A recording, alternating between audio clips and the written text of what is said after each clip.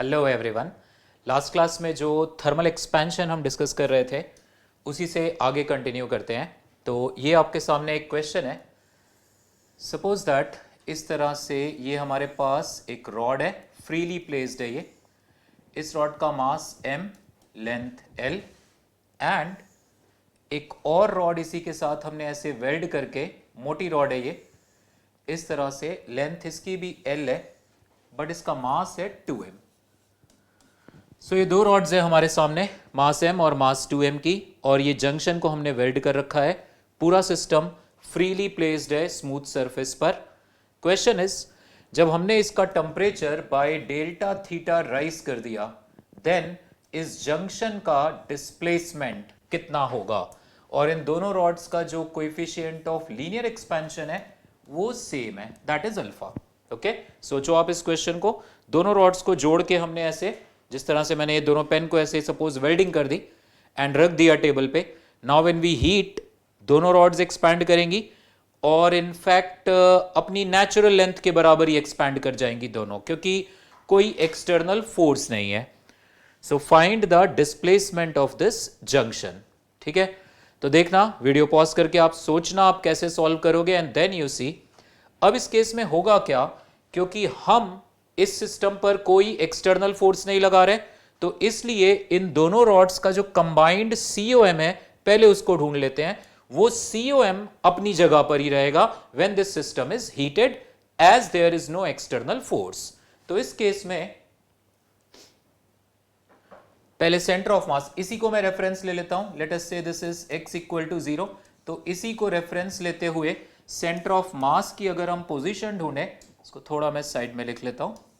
So centre of mass की अगर हम पोजीशन ढूंढें तो that is equal to m1 x1 plus m2 x2 upon m1 plus m2। यहां से हम ढूंढ लेंगे लेफ्ट साइड वाली रॉड का मास m, लेफ्ट साइड वाली रॉड का सेंटर यहां से लेफ्ट को है इसलिए minus of l/2, right side वाली रॉड का मास 2m एंड उसके सेंटर का डिस्टेंस है इस ओरिजिन से plus l/2 upon m plus 2m। ये हमारे पास आ गया 3m। इसको सॉल्व कर लो आप, क्या वैल्यू आ जाएगी हमारे पास, m तो कैंसिल हो जाएगा, माइनस l/2 और वो बचेगा प्लस l, तो l/2, l/6 आंसर आएगा। ठीक है, तो यानी इस पूरे सिस्टम का COM यहां से l/6 इस जगह पर है। This is the COM of this system. और अब जब आप इस पूरे सिस्टम को हीट करोगे तो हर वो पॉइंट जो इस जगह से लेट्स से r दूर है उसका अब नया डिस्टेंस हो जाएगा r into 1 plus alpha delta theta. तो सीधा सा वैसे आंसर आ गया, क्योंकि ये जो जॉइंट है ये COM से l/6 दूर है, तो ये और इधर चला जाएगा। अब COM अपनी जगह पर ही रहेगा यहां पे। ठीक है, ये रॉड इस तरह से ऐसे एक्सपैंड हो गई, जंक्शन इधर शिफ्ट हो जाएगा। The new situation will be like this, ये दोनों रॉड्स का जंक्शन आ गया और इधर ये भी एक्सपैंड होगा लाइक दिस। तो ये जो अब नया डिस्टेंस आ जाएगा हमारे पास, ये नया डिस्टेंस आएगा l/6 into 1 plus alpha delta theta. और अगर सपोज मुझसे पूछा गया ये डिस्टेंस कितना होगा, तो ये भी आप सेम वे में बता दोगे, this is equal to 5 l/6 into 1 plus alpha delta theta.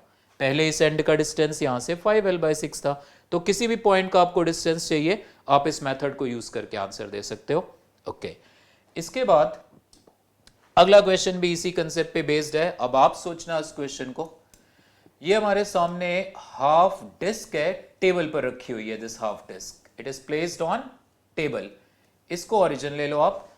Late us say this is x axis and this is y axis I am taking, ये y एक्सिस है। This half disc is placed on table, half disc on table. ठीक है, मास इसका मान लो m, radius इसका इस वक्त मान लो r, ये हाफ डिस्क है। And now if I say that कि इस डिस्क का, एक सेकेंड बस, now if I say that कि इस डिस्क का जो ये पॉइंट है, this point, late us say this point is a, इस पूरे डिस्क का coefficient of linear expansion alpha और इसका टेम्परेचर फिलहाल थीटा। हमने इस पूरे डिस्क को टेबल पर रखी थी, आप विजुअलाइज करो। तो ग्रेविटी का कोई रोल नहीं है यहाँ पे, ग्रेविटी नॉर्मल रिएक्शन से बैलेंस्ड है। So in this case also there is no external force on this system. अगर हम इस पूरे सिस्टम को हीट करेंगे, the question is what is the displacement of this point A. ये पॉइंट ए कितना डिस्प्लेस होगा? तो सोचो आप इस क्वेश्चन को। और इस क्वेश्चन में भी अगेन हम सेंटर ऑफ मास का कंसेप्ट यूज करेंगे। हाफ डिस्क का आपको पता होना चाहिए, centre of mass symmetry axis पर लाई करता है। सपोज CUM यहां पर आ रहा है, this is the distance, position of CUM। ये डिस्टेंस आता है स्मॉल r, मैं लिख दे रहा हूं इसको, this is small r is equal to 4r/3π। तो अब क्या होगा, जब ये डिस्क को आप हीट करोगे, ये डिस्क एक्सपैंड होगी, तो फिर जो ये पॉइंट ए है, इसका अगर सेंटर ऑफ मास से डिस्टेंस वो आप पाइथागोरस से कैलकुलेट कर ही लोगे, z, this z is equal to √of capital R square plus small r square, इस तरह से आएगा। तो ये जो z है ये इसी डायरेक्शन में, यानी ये जो पॉइंट a है इस z के अलोंग ही यहां कहीं मूव कर जाएगा ऑन हीटिंग। और ये जो डिस्टेंस आएगा, ये डिस्टेंस आएगा z into this distance will be z into 1 plus z into z alpha delta theta, क्योंकि z डिस्टेंस तो वो था ही, तो ये जो शिफ्टिंग आएगी that is z alpha delta theta. मतलब जो सेंटर ऑफ मास से a का जो नया डिस्टेंस होगा that is z into 1 plus alpha delta theta. Same way अगर मैं आपसे कहूं कि इस पॉइंट O का डिस्प्लेसमेंट कितना होगा, तो ये यहां शिफ्ट हो जाएगा। सेंटर ऑफ मास से इसका डिस्टेंस r था, तो अब हो जाएगा सेंटर ऑफ मास से इसका नया distance r into 1 plus alpha delta theta. ठीक है, सिमिलरली ये क्वेश्चन भी है, सेम कंसेप्ट पे तीनों क्वेश्चंस हैं। ये तीसरा क्वेश्चन है, जैसे अगर ये हमारे पास ऐसे डिस्क गिवन है, इस डिस्क में सपोज दैट ये पूरी डिस्क थी, शुरू में हमने यहां पे सर्कुलर कैविटी बना दी, ऐसे इस तरह से एक cavity. So now this is the material of the disc, इस तरह से ये मटेरियल है। तो ये पूरा डिस्क का मटेरियल आ गया ऐसे।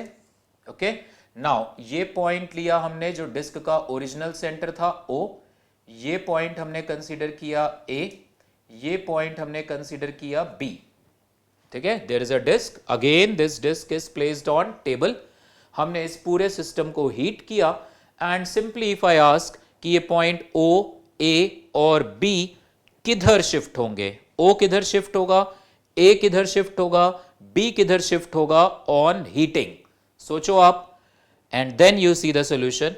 इस केस में अगर आप इस पूरी डिस्क में से इतना हिस्सा उड़ा दोगे, निकाल दोगे, तो बचे हुए हिस्से का CUM यहां पे आएगा। इसके लिए आप CUM के कंसेप्ट एक बार रिवाइज करो, m1x1 minus m2x2 upon m1 minus m2 से हम CUM की पोजीशन ढूंढ सकते हैं। तो ये CUM की पोजीशन आ गई। तो अब क्योंकि ये तीनों पॉइंट्स CUM के राइट हैं, तो ऑन हीटिंग ये CUM यही रहेगा, ये पॉइंट्स तीनों ही राइट को शिफ्ट होंगे। अगर ये डिस्टेंस है r1 तो हो जाएगा r1 into 1 plus alpha delta theta. Same way A और B के डिस्टेंस को भी आप पता कर सकते हो। और अगर मैं कहूं दिस पॉइंट, ये पॉइंट B, ऑब्वियसली ये लेफ्ट को शिफ्ट हो जाएगा। तो इस तरह से बेटे थर्मल एक्सपेंशन के क्वेश्चंस, कुछ और भी क्वेश्चंस आएंगे विद टाइम, हम डिस्कस करेंगे। Now we are moving on to calorimetry. सो कैलोरीमेट्री में आपको पता है इस सेक्शन में हम डिस्कस करते हैं हीट एक्सचेंज के बारे में। हॉट ऑब्जेक्ट कोल्ड ऑब्जेक्ट को मिक्स करेंगे, तो ऑब्वियसली हॉट ऑब्जेक्ट का मॉलिक्यूल्स का वाइब्रेशन फास्टर है, तो वो कोल्ड ऑब्जेक्ट के साथ कांटेक्ट में आएगा तो एनर्जी ट्रांसफर करेगा। इसमें we define the term specific heat capacity, water equivalent, latent heat of fusion, latent heat of vaporisation. ये पांचों टर्म आपको पता होने चाहिए। यूनिट मास का टेम्परेचर 1 डिग्री बढ़ाना है तो जो एनर्जी चाहिए that is called specific heat capacity. आप डेल्टा Q को लिख सकते हो equal to MS delta theta. ठीक है, यूनिट मास का टेम्परेचर 1 डिग्री बढ़ाना है तो जो एनर्जी चाहिए, पानी की specific heat capacity for water, specific heat capacity पानी के लिए आती है 1 कैलोरी पर ग्राम पर डिग्री सेल्सियस, या फिर 1 कैलोरी को आप जूल में कन्वर्ट कर दो, 4.1618 ऐसे कुछ होता है, रफली लेट अस से 4.2 जूल्स। ग्राम्स को केजी में बदलो तो ये 4200 जूल पर केजी पर डिग्री सेल्सियस या केल्विन। याद रखो आइस और स्टीम की स्पेसिफिक हीट कैपेसिटी पानी से हाफ होती है, दैट इज 0.5 कैलोरीज। इतनी वैल्यूज कम से कम आप याद रखो। हीट कैपेसिटी होती है कि गिवन सब्सटेंस का टेम्परेचर 1 डिग्री बढ़ाना है तो कितनी एनर्जी चाहिए। हीट कैपेसिटी बॉडी के मास पर डिपेंड करती है। हीट कैपेसिटी की वैल्यू आती है mass into specific heat capacity. अगर आपको किसी ऑब्जेक्ट की हीट कैपेसिटी गिवन है तो सीधे आप ये फॉर्मूला लिखना, c delta theta. Okay, specific heat capacity given है तो मास भी चाहिए होगा। हीट कैपेसिटी गिवन है तो एम और एस का प्रोडक्ट डायरेक्ट आपको गिवन है। हीट कैपेसिटी की यूनिट आती है कैलोरीज पर डिग्री सेल्सियस। इसके बाद आता है वाटर इक्विवेलेंट। वाटर इक्विवेलेंट का मतलब है, मैंने आपसे कहा कि इस पेन का वाटर इक्विवेलेंट है 2 ग्राम्स, तो मतलब इस पेन का टेम्परेचर डेल्टा थीटा बढ़ाने के लिए जो एनर्जी चाहिए, 2 ग्राम पानी का टेम्परेचर भी डेल्टा थीटा बढ़ाने के लिए उतनी ही एनर्जी चाहिए। तो इफ आई से कि भाई मेरे पास ये एक ऑब्जेक्ट है, ठीक है, इस ऑब्जेक्ट का मास है मान लो m, स्पेसिफिक हीट कैपेसिटी है इस ऑब्जेक्ट की मान लो s। इफ आई से कि इस ऑब्जेक्ट का वाटर इक्विवेलेंट है w ग्राम्स ऑफ वाटर, तो इसका मतलब इसका टेम्परेचर डेल्टा थीटा बढ़ाना है, कितनी एनर्जी चाहिए, ms डेल्टा थीटा। पानी का टेम्परेचर डेल्टा थीटा बढ़ाना है, कितनी एनर्जी चाहिए, into 1 into delta theta, ms delta theta. Units का थोड़ा ध्यान रखना, ये 1 कैलोरी पर ग्राम है तो ये भी ग्राम्स, ये ग्राम्स तो ये कैलोरीज पर ग्राम। यूनिट्स का ध्यान रखना, जूल पर केजी में जाओगे तो उस हिसाब से ही आप वैल्यूज लेना। तो यहां से डेल्टा थीटा कैंसिल हो जाएगा, so capital W numerically ms के बराबर आ गया। कंफ्यूज मत होना, ये ग्राम्स और ये कहो ये तो mass into specific heat capacity, इसकी यूनिट तो कैलोरीज पर डिग्री सेल्सियस है, यहां पे 1 इसके साथ हिडन है। तो अगर आप ऐसे कह सकते हो, न्यूमेरिकल्स अगर आएंगे ना, एक मैं अभी कराता हूं न्यूमेरिकल, मैं आपसे कहूंगा कि किसी ऑब्जेक्ट का वाटर इक्विवेलेंट है 10 ग्राम, तो आप उस क्वेश्चन में उस ऑब्जेक्ट को 10 ग्राम्स वाटर से रिप्लेस करके in terms of heat exchange question solve कर लो। या फिर दूसरे तरीके से आप कह सकते हो, मैंने आपसे कहा कि इस ऑब्जेक्ट का वाटर इक्विवेलेंट है 10 grams, so water equivalent in grams is nothing but heat capacity in calories पर degree Celsius. Water equivalent in grams is same as heat capacity in calories per degree Celsius। अब units देखो यहां से, ये grams था, ये calorie पर gram पर डिग्री सेल्सियस था, तो ग्राम्स ग्राम्स कैंसिल हो रहा है। सो अगर किसी ऑब्जेक्ट का मैंने आपसे कहा वाटर इक्विवेलेंट 10 ग्राम्स है, तो इसका मतलब उसकी हीट कैपेसिटी 10 कैलोरीज पर डिग्री सेल्सियस है।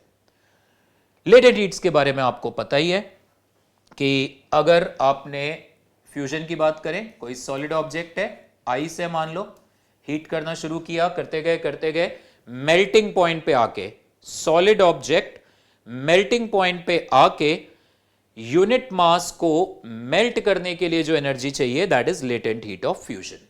ठीक है, सो अगर आइस 0 डिग्री पर आ गई, अब आप आइस को एनर्जी दोगे तो टेम्परेचर नहीं बढ़ेगा, that will be utilised for melting. So what we will write, जब ऑब्जेक्ट अपने मेल्टिंग पॉइंट पे होगा, delta Q is equal to m times LF। This is latent heat of fusion, m times capital L into F। तो अगर ice है, अगले page पे चलते हैं। सो अगर आइस है हमारे पास, suppose that this is ice m grams, ठीक है, आइस है ये 0 डिग्री सेल्सियस पर आ चुकी है, आपने इसको ml अमाउंट ऑफ एनर्जी दी, तो ये पूरी आइस 0 डिग्री वाटर में कन्वर्ट हो जाएगी। एंड रिवर्स ऑल्सो, 0 डिग्री पानी है, उसमें से ml हीट एक्सट्रैक्ट कर लो तो वो फ्रीज कर जाएगा। ओके, और आइस के लिए याद रखना, ये लेटेंट हीट ऑफ फ्यूजन की वैल्यू आती है 80 कैलोरीज पर ग्राम, ठीक है, इसकी यूनिट आएगी कैलोरीज पर ग्राम। सिमिलरली है latent heat of vaporisation, liquid है, गर्म करते गए करते गए करते गए बॉइलिंग पॉइंट पर आ गया। अब यूनिट मास को लिक्विड से वेपर्स में कन्वर्ट करने के लिए जो एनर्जी चाहिए that is latent heat of vaporisation. पानी के लिए इस लेटेंट हीट ऑफ वेपराइजेशन की वैल्यू आती है 540 कैलोरीज पर ग्राम। ये बेसिक टर्म है, ध्यान रखना आप। तो अगर सॉलिड या लिक्विड या गैस का टेम्परेचर बढ़ रहा है, फेज चेंज नहीं हो रहा, then delta Q is M S delta theta use करेंगे, और अगर फेज चेंज हो रहा है तो एम एल यूज करेंगे, ठीक है। देन आता है प्रिंसिपल ऑफ कैलोरीमेट्री, कि अगर हमने सपोज दैट एक वेसल लिया, पूरी तरह से उसको इंसुलेट करके रखा है सो दैट हीट का कोई लॉस ना हो, उसके अंदर हमने एक हॉट ऑब्जेक्ट और कोल्ड ऑब्जेक्ट को मिक्स किया, तो क्योंकि एनर्जी का कोई लॉस नहीं हो रहा, इसलिए energy released by hot object is equal to energy taken by cold object. तो इस तरह से ये सारे कंसेप्ट हम कैलोरीमेट्री, ये छोटा सा टॉपिक है, इनको यूज करेंगे। जैसे एक बेसिक क्वेश्चन से स्टार्ट करते हैं। The question is like this, very basic question, H C. Verma book का सेकेंड क्वेश्चन है, पेज 47 पर। आप सॉल्व करना है इसको। A piece of iron of mass 100 grams, हमारे पास आयरन का पीस है 100 ग्राम्स का, is kept inside a furnace, कोई फर्नेस थी ऐसे, ठीक है। इस फर्नेस के अंदर हमने ये जो आयरन ब्लॉक था 100 ग्राम्स का, उसको इसके अंदर रखा हुआ था, mass M is equal to 100 grams, ठीक है। मान लो इस फर्नेस का टेम्परेचर अगर थीटा डिग्री सेल्सियस है, तो इस आयरन का भी टेम्परेचर थीटा डिग्री सेल्सियस हो गया होगा। It is kept inside a furnace for a long time, तो लॉन्ग टाइम का यही मतलब है कि अब उस आयरन का टेम्परेचर इस फर्नेस के टेम्परेचर के बराबर है। And then it is taken out and it is put in a calorimeter. अब हमने इस आयरन ब्लॉक को निकाला और ये हमारे पास एक कैलोरीमीटर है, ठीक है। इस कैलोरीमीटर का हमें वाटर इक्विवेलेंट गिवन है 10 ग्राम। ये कैलोरीमीटर बेसिकली क्या होता है, कॉपर का वेसल है समझो, पूरी तरह से इंसुलेट कर रखा है। तो मैं एग्जैक्ट वो पूरा डायग्राम तो नहीं बना रहा, इसका वाटर इक्विवेलेंट गिवन है 10 ग्राम। तो जैसा मैंने अभी आपको बताया था, आप न्यूमेरिकल सॉल्व करते वक्त in terms of heat exchange इस कैलोरीमीटर की जगह 10 ग्राम्स वाटर कंसीडर कर लेना। इसके अंदर है भी water, this water is 240 grams. तो कुल मिला के बेसिकली ये पानी एक्चुअल प्लस ये कैलोरीमीटर मिला के 250 ग्राम्स वाटर की तरह बिहेव करेंगे for heat exchange. The mixture, इसको हमने आयरन ब्लॉक को लाके इसके अंदर डाल दिया। आयरन ब्लॉक का इनिशियल टेम्परेचर थीटा था एंड फाइनली इट सेज, इस पानी का और कैलोरीमीटर का इनिशियल टेम्परेचर था 20 degree Celsius and it says that the mixture attains final temperature of 60 degree. Final temperature इसका हो गया 60 degree Celsius. Find the temperature of the furnace, ये थीटा हमें ढूंढना है। आप सॉल्व करो। और आयरन की स्पेसिफिक हीट कैपेसिटी हमें गिवन है 470 जूल्स पर केजी पर डिग्री सेल्सियस। यूनिट्स का ध्यान रखना, पानी के लिए स्पेसिफिक हीट कैपेसिटी हम यूज कर रहे हैं 1 कैलोरीज पर ग्राम पर डिग्री सेल्सियस। तो बेसिकली इसको भी आप कन्वर्ट कर लेना। सॉल्व करो इस क्वेश्चन को, this is a question. Okay, so what will happen is obviously energy released by iron block, कितनी होगी energy released by iron block, M. Mass उसका 100 ग्राम्स है, मास मैंने ग्राम्स में लिया तो इसको भी मैं कन्वर्ट कर लेता हूं। ये है 470 जूल्स, तो अपॉन 4.18 कर दिया, 470 अपॉन 4.18 कैलोरीज आ गया। केजी था, इसको ग्राम्स में बदल लिया, 1000 कर दिया, जूल्स पर KG, 1 KG equal to 1000 grams. तो अब ये एस की वैल्यू आ गई कैलोरीज पर ग्राम पर degree Celsius into theta minus 60.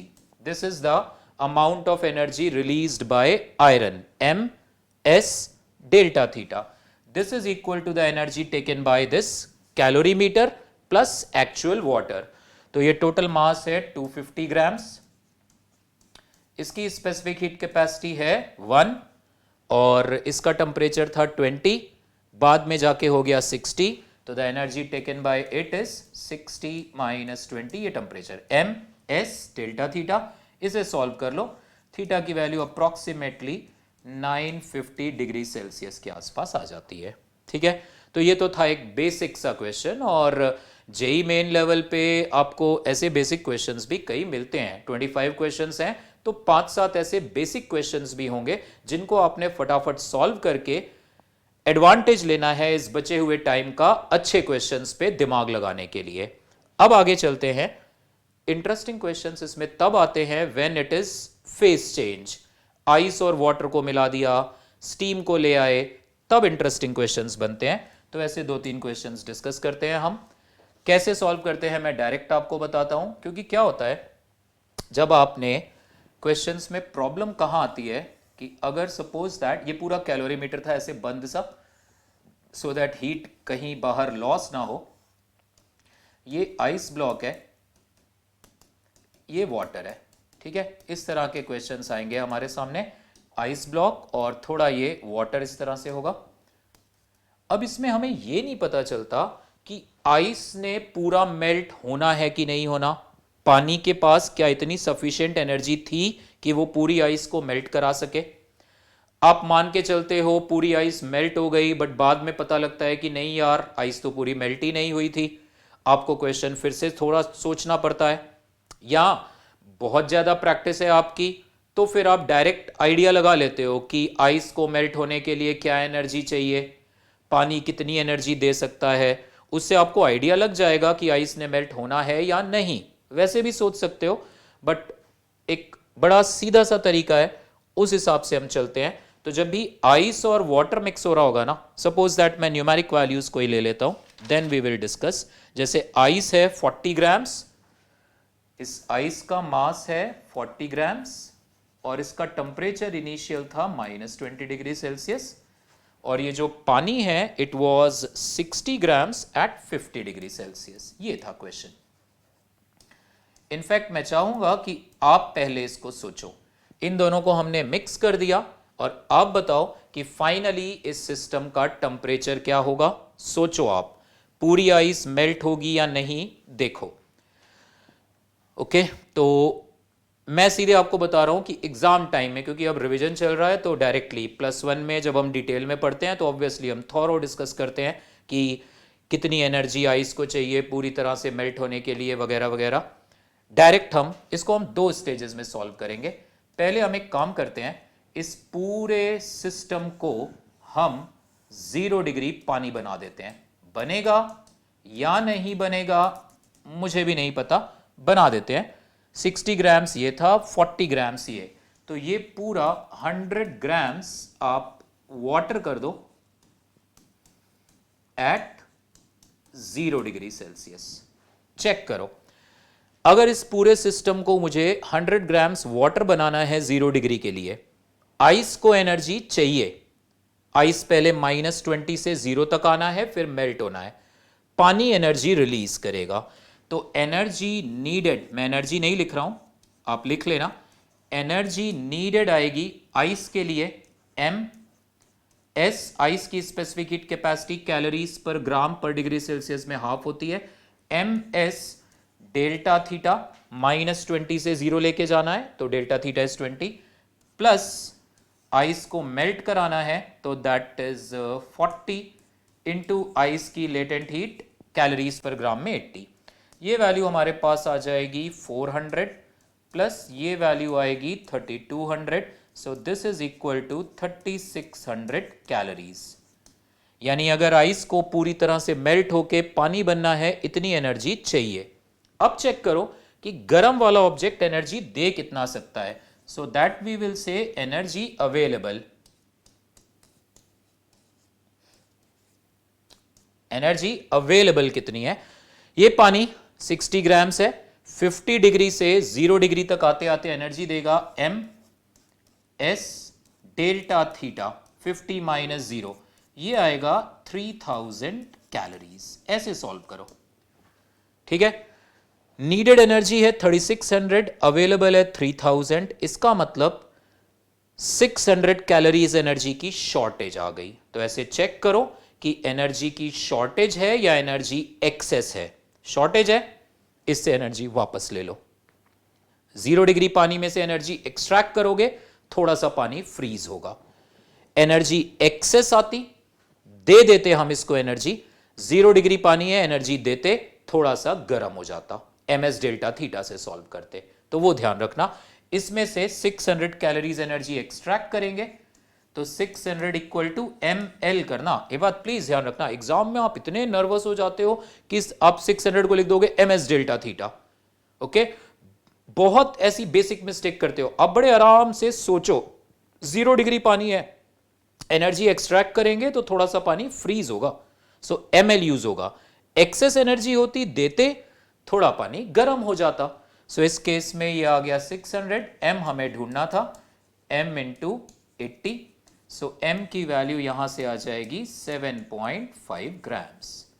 यानी ये system finally it will be 100 minus 7.5। So finally इसमें 92.5 ग्राम्स वाटर होगा एंड 7.5 ग्राम्स आइस होगा। एंड ऑब्वियसली जब वाटर और आइस दोनों है तो नॉर्मल प्रेशर और टेम्परेचर में ये टेम्परेचर, नॉर्मल प्रेशर कंडीशन में this temperature must be 0 degree Celsius. We know that pressure के साथ boiling point, sorry this melting point change होता है, तो नॉर्मल प्रेशर कंडीशन में it is 0 degree Celsius. Okay, इस तरह से सॉल्व करना।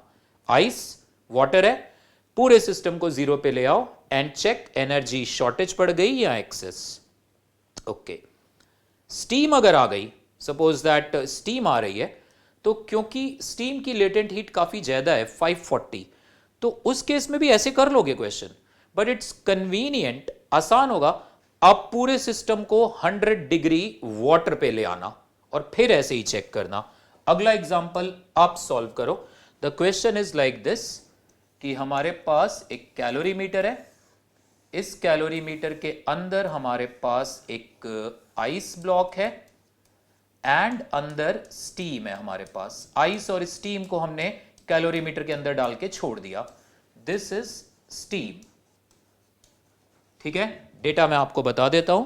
It is given that ice है 80 grams at minus 20 degree Celsius. This is 80 grams at minus 20 degree Celsius और स्टीम है 20 ग्राम्स एट 150 डिग्री सेल्सियस। आप इस क्वेश्चन को सॉल्व करो। आइस की specific heat capacity half calories पर ग्राम पर डिग्री सेल्सियस में और स्टीम की भी उतनी ही। Find final temperature and composition of this mixture. Solve करो आप इस क्वेश्चन को। कैसे सॉल्व करोगे?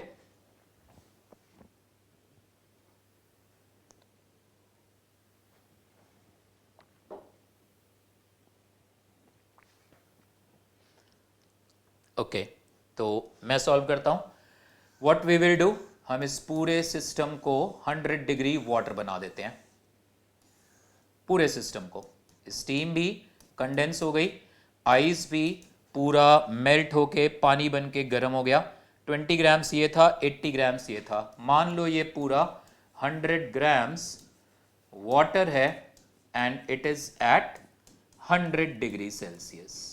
कन्वीनियंट है। आप 0 डिग्री लेना चाहो, होगा क्वेश्चन। इनफैक्ट आई सजेस्ट आप करना, आप मानना कि ये पूरा 100 ग्राम वाटर है एट 0, उससे भी सॉल्व करके देखना इस क्वेश्चन को, उससे भी हो जाएगा। सो मैंने 100 डिग्री माना।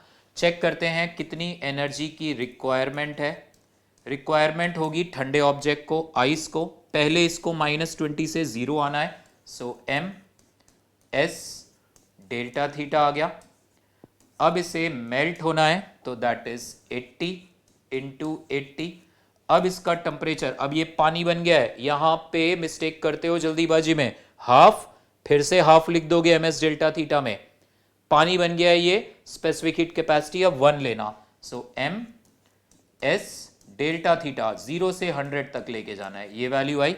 इसे सॉल्व करो, ये कितना आ जाएगा, 800 प्लस 6400 प्लस 8000, तो ये वैल्यू हमारे पास आएगी 15,200 कैलोरीज। इतनी एनर्जी की रिक्वायरमेंट है। ओके, और अब आप चेक करो कि अवेलेबल एनर्जी कितनी है हमारे पास। स्टीम, पहले स्टीम 150 से 100 डिग्री तक आके एनर्जी रिलीज करेगी, so that is 20 into 1 into 150 minus 100, that is 50 plus 20 grams into 540। ठीक है, ये वैल्यू आएगी हमारे पास।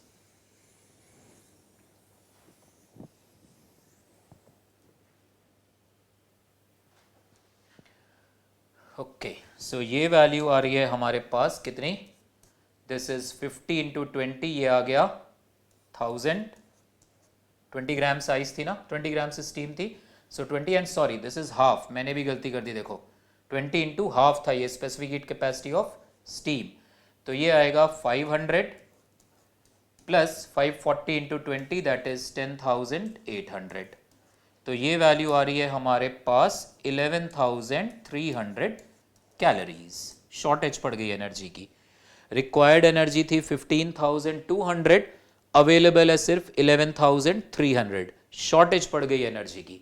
कितनी शॉर्टेज आई एनर्जी की, इसमें से इसको सब्ट्रैक्ट करो, ये कितना आ जाएगा 3,900 कैलोरीज। इतनी शॉर्टेज आ गई, 11,300 15,000, ठीक है, इतनी शॉर्टेज आई। तो 100 ग्राम वाटर से इतनी एनर्जी एक्सट्रैक्ट कर लो वापस। तो एनर्जी एक्सट्रैक्ट करोगे तो पानी ठंडा होगा, 100 डिग्री पर है, एनर्जी एक्सेस आती, दे देते इसको तो थोड़ा सा पानी इवेपोरेट हो जाता है स्टीम में, तो ml यूज करते।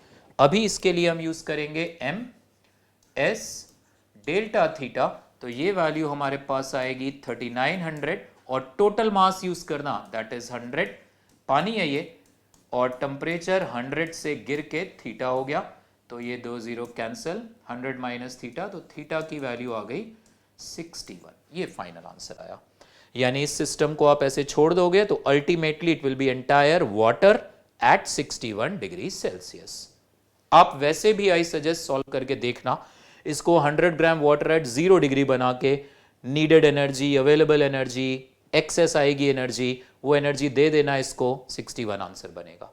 ठीक है, अब एक इंटरेस्टिंग क्वेश्चन, ये आप सोचो अच्छे से, 5 मिनट रुक के इस क्वेश्चन को सोचो, बस ये लेक्चर तो छोटा सा ही था, तो इट्स ओनली 32 मिनट्स, 5-7 मिनट और।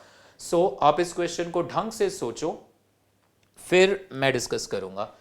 ये हमारे पास एक वेसल है, ठीक है, इस वेसल के अंदर 10 सेंटीमीटर हाइट तक हमारे पास ये आइस है, दिस इज आइस, और इस आइस का इनिशियल टेम्परेचर हमें गिवन है, it is -20 degree Celsius. Height given है 10 सेंटीमीटर, और इस आइस का टेम्परेचर है -20 डिग्री सेल्सियस।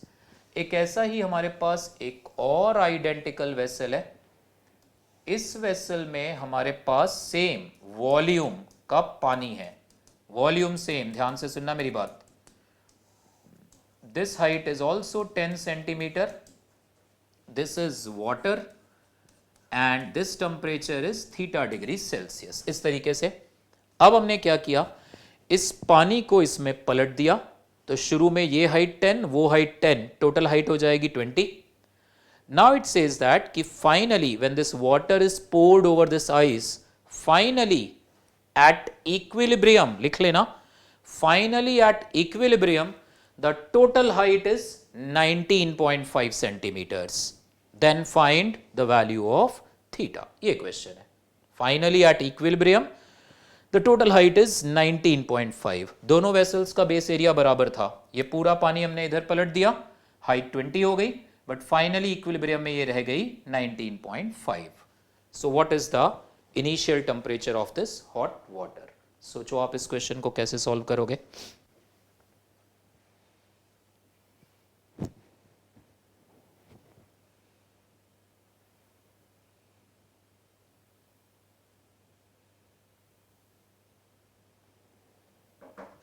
ओके,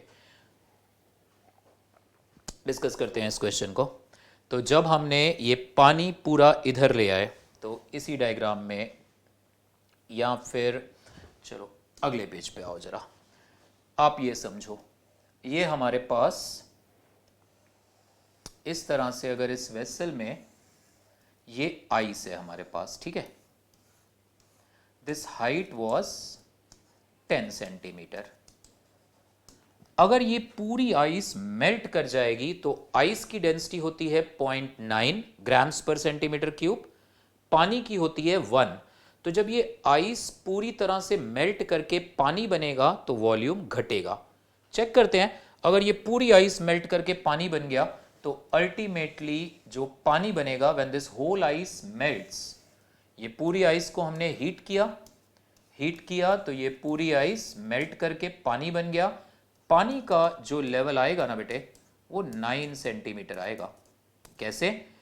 आइस का मास अगर m है तो मेल्ट होके जो पानी बनेगा, ये मेल्ट किया हमने इसी को, ये पानी जो बनेगा मास सेम रहेगा। आइस का मास कितना था? मान लो इस वेसल का बेस एरिया a है तो वॉल्यूम था a इंटू 10, डेंसिटी आइस की होती है 0.9। This is equal to melt होके पानी बना, बेस एरिया तो वही है, बेस एरिया a, हाइट आप इसकी h मान लो, हाइट h और पानी की डेंसिटी होती है 1। मास मैंने इक्वेट किया है तो यहां से h आ जाएगा 9 सेंटीमीटर्स। ठीक है, तो इसका मतलब अगर ये पूरी स्लैब 10 सेंटीमीटर की मेल्ट करती तो पानी जो बनता उसका वॉल्यूम इस आइस के वॉल्यूम का 90% होना था। एरिया सेम था तो वॉल्यूम 90% मतलब हाइट 90%। तो 10 सेंटीमीटर आइस पूरी मेल्ट होती तो 9।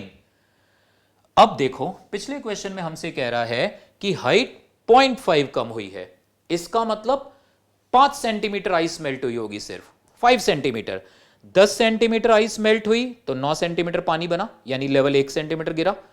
5 सेंटीमीटर आइस मेल्ट कराओगे तो लेवल 4.5 रह जाएगा, पानी जो बनेगा आइस के मेल्ट होने से। तो कितना डिक्रीज होगा? 0.5।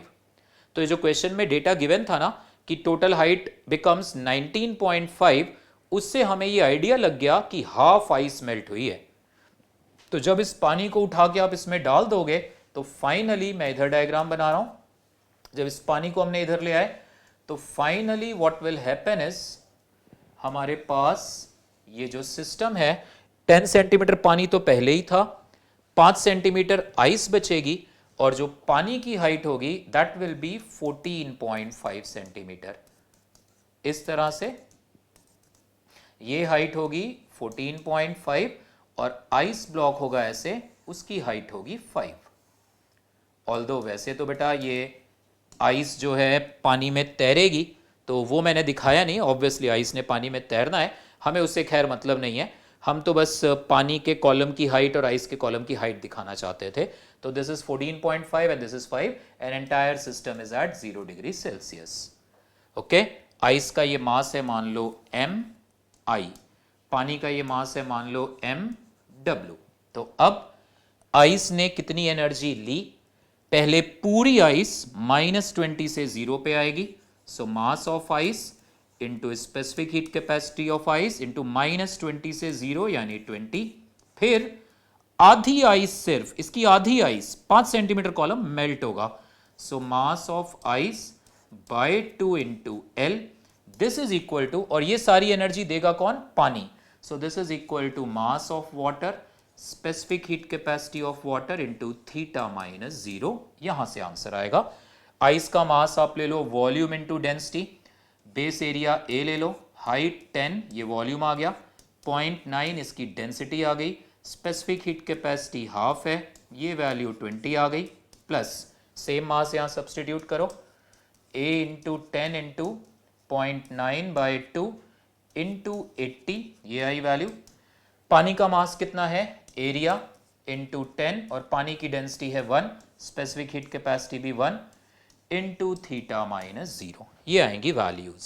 इसे सॉल्व कर लो, ए तो कैंसिल हो जाएगा थ्रू आउट, इसकी जरूरत नहीं है। ये आ जाएगा हमारे पास 20 इंटू 10 200/2 100 इंटू 0.9, ये आया 90, प्लस ये वैल्यू कितनी आ रही है? This is 80 into 10 800/2 400 into 0.9 360, this is equal to, ये आ गया 10 theta -0, this is equal to 10 theta. तो यहां से थीटा की वैल्यू आ जाएगी 45 डिग्री सेल्सियस। तो इस पानी का टेम्परेचर है 45 डिग्री सेल्सियस। ठीक है, सो ठीक है, अगली क्लास में हम कैलोरी से हीट ट्रांसफर स्टार्ट करेंगे, कंडक्शन, कन्वेक्शन, रेडिएशन, ये सारे कंसेप्ट डिस्कस करेंगे। एंड हो सकता है पहले हम कैलोरीमेट्री और थर्मल एक्सपेंशन के कुछ और कंसेप्चुअल प्रॉब्लम्स भी डिस्कस करें आपके साथ।